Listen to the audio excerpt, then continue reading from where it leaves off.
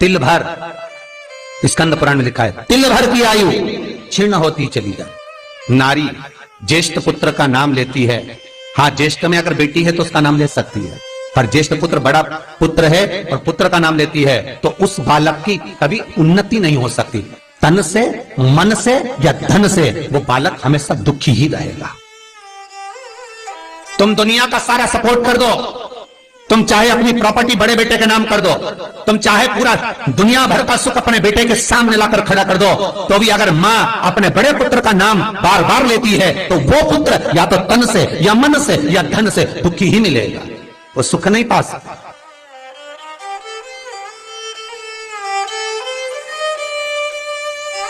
और जिन जिन के घर में बड़ा पुत्र हो और बड़े पुत्र का नाम आप माताएं लेती हो तो उसकी दशा जरूर देख लेना एक बार। हो कथा गलत नहीं कह सकती, स्कंद पुराण कभी गलत नहीं जा सकती।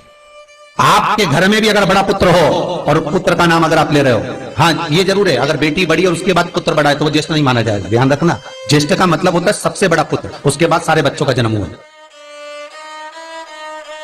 क्योंकि बेटी अगर जन्म ले ली पहले फिर बेटा हुआ तो बेटी ज्येष्ठ कहलाएगी, है बेटा नहीं कहलाएगा।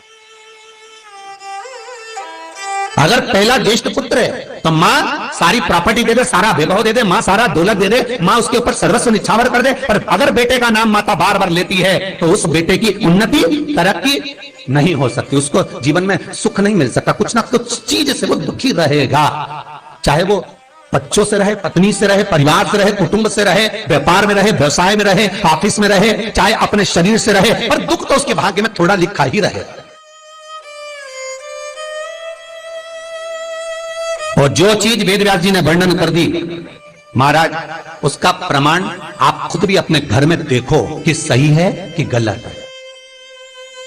जिस जिस घर में बड़ा पुत्र हो और मां उसका नाम बार बार लेती हो,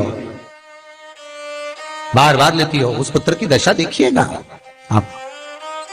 तन मन और धन तीन तरह से। इसलिए निवेदन करूंगा मेरी माताओं से, आपका प्रेम बहुत है क्योंकि आपका बेटा बड़ा है, आपका पुत्र बड़ा है, आपका बहुत प्रेम है और बेटे का भी माता के प्रति बहुत प्रेम है। पर उस प्रेम में तुम्हारा जो संबोधन है बार बार नाम लेने का, उससे उसको तकलीफ हो सकती है। इसलिए निवेदन है, मेरे कृष्ण का नाम कृष्ण था पर यशोदा कभी कृष्ण नहीं बोली है, कभी नहीं।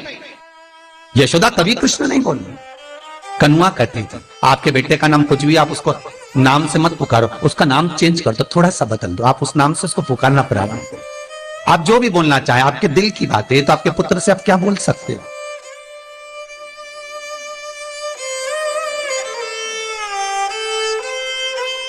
मेरी कौशल्या मैया राम को केवल राम ही कहती थी।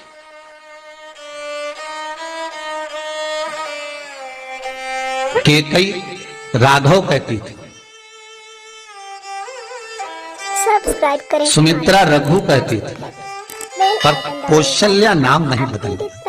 और ज्येष्ठ पुत्र थे राम, बड़े थे, बड़े हुए, वन जाना पड़ा, लौट कर आए, धोबी की वार्ता सुनकर सीता का परित्याग करना पड़ा। समय आया लक्ष्मण का त्याग करना पड़ा, और समय आया तो ये शरीर को ही सरयू में छोड़ना पड़ा। कहां से? ताकि आप अपडेटेड रहें। स्कंद पुराण कहती है, पति का नाम अगर नारी ले रही है तो तिल तिल भर उसकी उम्र घट रही है। पर ना जाने माताओं को ऐसा क्या है कि वो आज का फैशन हो गया, ए राघव इधर आ, राघव गया। सब्सक्राइब करें हमारा चैनल। नाम लेने में तिल भर की आयु बढ़ गई, ताकि आप अपडेटेड रहें। ज्येष्ठ पुत्र का नाम लेने में उसकी समृद्धि, उसका जो वैभव है, उसका जो सुख है वो घट रहा है।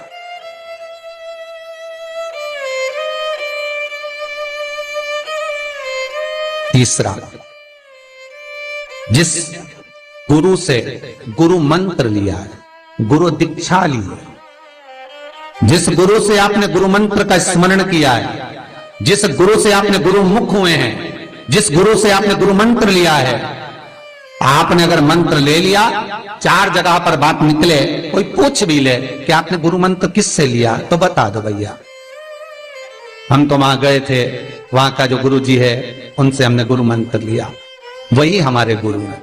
नाम का स्मरण ना करते उसकी पहचान बताने का प्रयास करो, वो ऐसे वो वैसे वो वहां रहते, उसका स्मरण। गुरु का नाम लेने से क्या जाता है महाराज?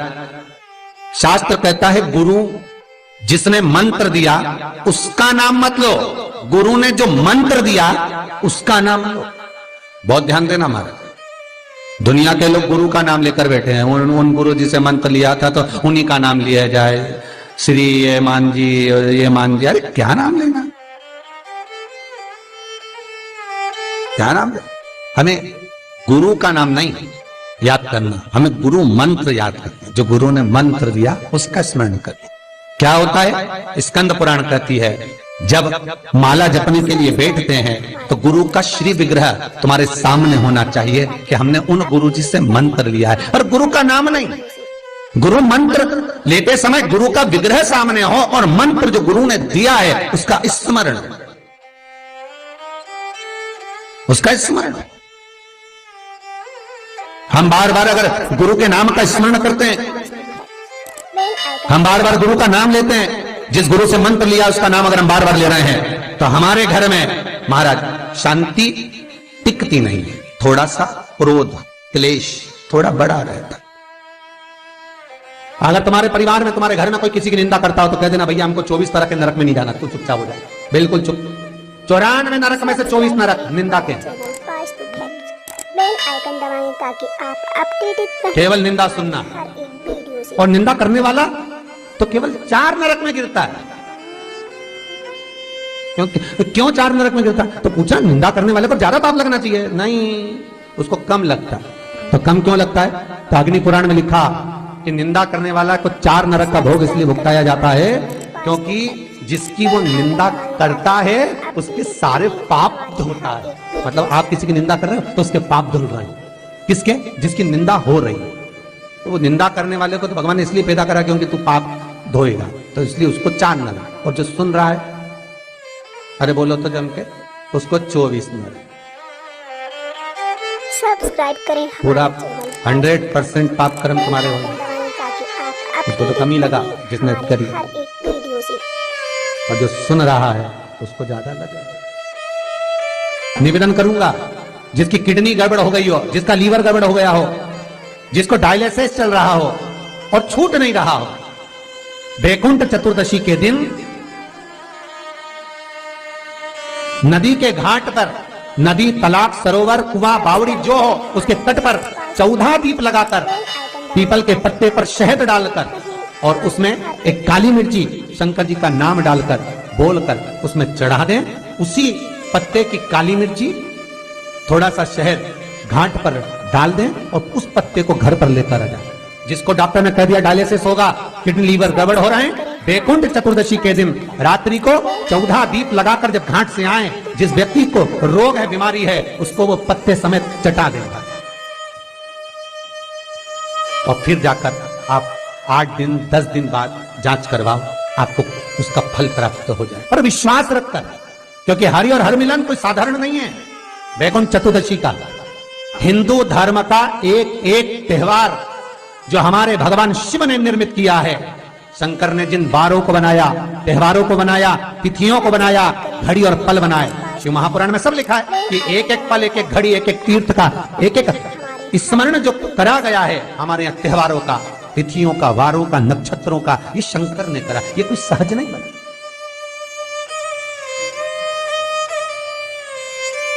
कि सहजता नहीं है। श्री शिवाय नमस्ते। सब्सक्राइब करें हमारा चैनल श्री बेल आइकन शिवाय आप अपडेटेड नमस्ते। हर एक वीडियो से। श्री शिवाय